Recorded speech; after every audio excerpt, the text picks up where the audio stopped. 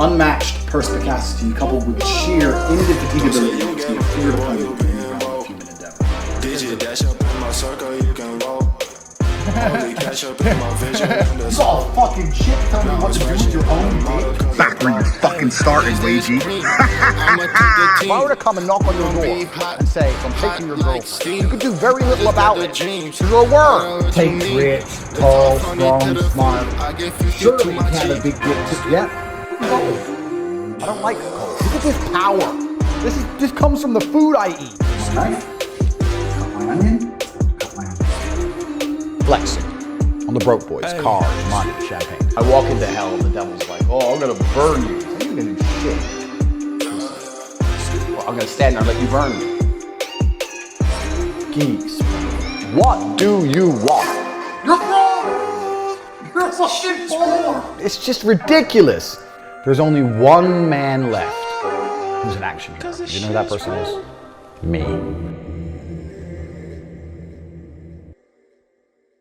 Andrew Tate, we've all heard of him by now. World famous kickboxer, and that's what he's famous for. He's been banned on everything. I was gonna hold off on making an Andrew Tate video. I was gonna like completely avoid talking about him because I don't really care enough about him. My mentality, of course, is that the more you leave these people alone, the less attention they get, the less they'll talk and the less you'll see of them, which of course is going to be happening very soon because he's been banned pretty much everywhere. The only remnant that I can find of Andrew Tate now on YouTube is this account, Andrew Tate, which is verified, but it's not him. This isn't his channel. It's just clips. The very first thing I want to talk about is the fact that he was banned.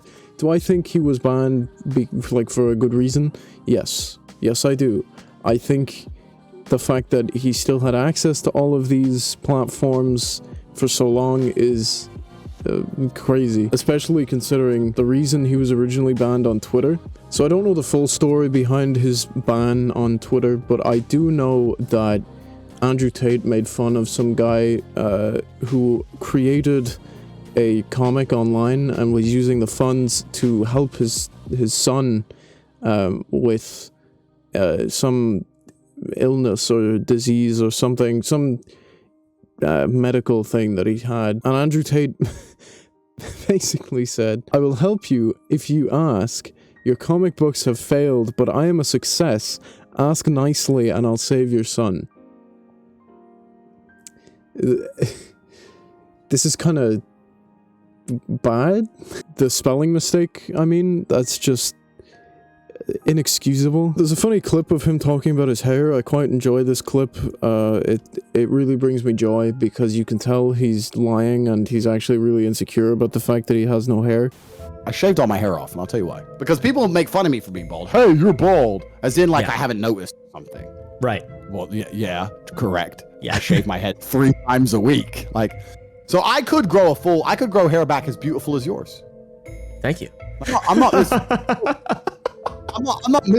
missing my hair at all. My hairline's fine. I could grow my I could have a full head of hair like Tristan if I decided to. I only saw my father maybe once a year at this point. I was about 10 years old. We'd moved from America 2 years before. I'm now living with my mother. By coincidence, my father was coming to visit, so my mom said, you have to get a haircut. Your father's coming. You need to look good. It's like, cool. So we went to the hairdressers. The hairdresser was full, our normal hairdresser, so we went to another hairdresser. I got a haircut at the other hairdresser. My mom said, I don't like how they've cut your hair. I don't like how they've cut your hair. It doesn't look as good. It doesn't look as good. Whatever. I'm 10, so I'm just a kid, right? Yeah, you don't care. My dad turns up. First time I've seen my dad in a year.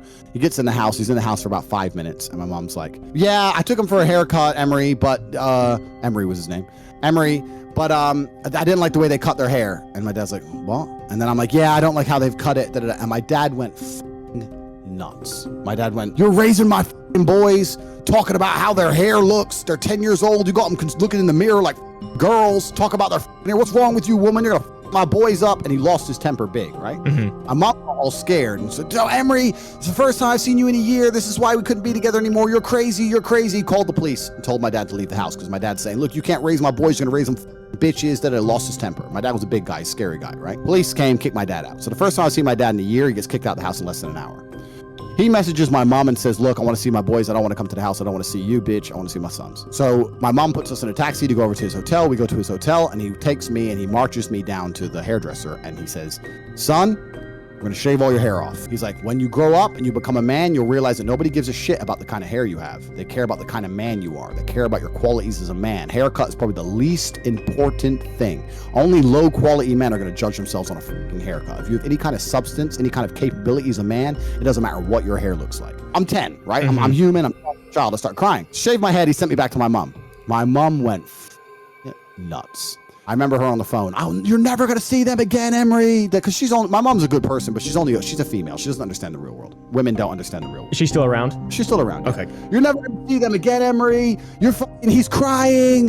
Why did you do this? You traumatized him. Da, da, da, da, da, all this shit. So this was the story of how it happened. And my dad, after only being in England for 2 days, once he realized after he shaved my head, he left and he sent me a message he emailed me at the time and he said, look, when you grow up, you're gonna understand that I'm not gonna have my sons raised in a paradigm where they're concerned about their haircut. That is detrimental for your mindset as a man. Life is difficult as a man, and you got bigger worries. Your mother doesn't listen to me anymore. She won't understand. Everyone's calling me crazy now, and she called the police on me, and I'm a crazy guy. I don't mind being crazy, son. I'll be as crazy as the world calls me, son. I'm 6'3" kickboxing world champion, multi-millionaire, top G. I'm here on the internet saying all these things. I'm teaching me. Who gives a about my hair? Anyone who's going to be concerned about my haircut is missing the broader message I'm trying to broadcast to the world. Like if you're listening to my words talking about strength and heroism and all these things that can genuinely change your life, and you're sitting there going, yeah, but your haircut, like, then you're just a dumbass. So that doesn't bother me. So it's a two-tiered story. It's my father's first original story, and then the time it truly hit me and I realized how correct he was. Right. Now, when I have sons, because I will die with 20 sons by 20 beauty queens, I've already made that proclamation. Do you have any sons yet? I'm not prepared to disclose how many children I have, if I have children. Okay, go ahead. When I have 20 sons by 20 women, because I have nothing else to do and I'm rich, when I have 20 sons by 20 women, they're going to go through the exact same traumatic.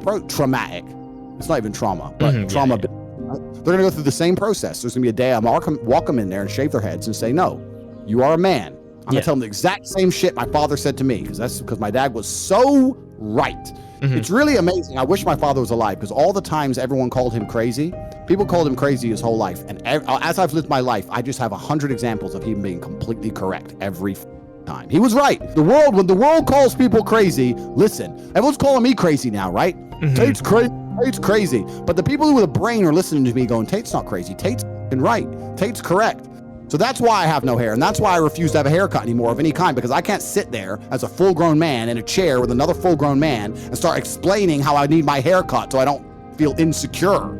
If you don't cut it this way, I'm gonna be shy. It's stupid. Shave it off. Who gives a Okay, I don't know if anyone's ever actually seen Andrew Tate's dad. I'll show you a picture. This is him here on the left with hair. He had hair. Wow, shocker. This is him later on in life. Alright. Wow, look, what's that? He still has a little bit of hair there. But you might notice a bit of hair loss. Now, I'm not gonna shame anyone for losing hair. It's perfectly normal. It's a perfectly natural thing to happen. But it is genetic. All I'm trying to say is his dad seemed to have a bit of hair loss going on. And I don't know if you've ever seen Andrew Tate's hair when he was a kickboxer. I do believe he still had hair. Here he is. There is the beautiful Andrew Tate with hair. It's rather funny. There he is, as you can see. And you can see in this image, you can see kind of by the image that he's kind of, it's thinning. The hair is kind of thinning a little bit. It's just a tiny bit. This comment, oh Jesus, that's not what I meant to do. Why are you oh my god. This comment at the very top is the funniest thing that I think I've read so far. A good example of a classic narcissistic personality disorder. He's traumatized by his hair loss, and he tried many things to hide it. He already lied when he said that he can grow his hair as good as anyone else's. 80% of what he says is mostly lies. And then he goes through narcissistic rage at the end. I think that is a really good point. So another thing I want to just talk about as well is Hustlers University. This is really funny. Spots available. Ooh, wow. Secure your Hustler University 3 membership before the price increases. Ooh, oh dear. Okay. The first comers will lock in a $50 monthly membership fee forever. When these limited spots are sold out, the price to enroll will increase. It doesn't say by how much, so it might increase by 1 cent and actually go up to the $50 instead of $49.99. It's taken the world by storm in the first year of existence. Most outsiders don't understand yet what our cash school really is. I understand what it is. Hustlers University is an online money-focused community providing education and coaching to over 100,000 students, allegedly. The professors of Hustlers University are 12 multi-millionaire experts in their selected field. Each professor is assigned to an online business model or a modern investment strategy. Alright, and it shows who the professors are. And one of them has an NFT profile picture.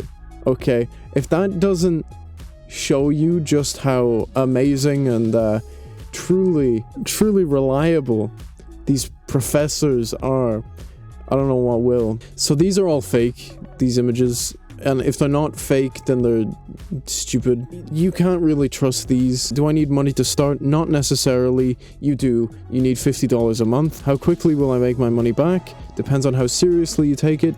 Oh, okay. I know nothing about the skills you teach. Is it a problem? Of course not. This is a university, so that's good to know. I don't have a lot of time available. Rule number 1 is speed. All you need is a minimum of 30 minutes a day to listen to your professors and apply what you've learned. Interesting. I live in X country. Is it a problem? Not at all. We teach how to make money online. Yes, online. Online being a Discord call. You heard that right. Yes, a Discord call.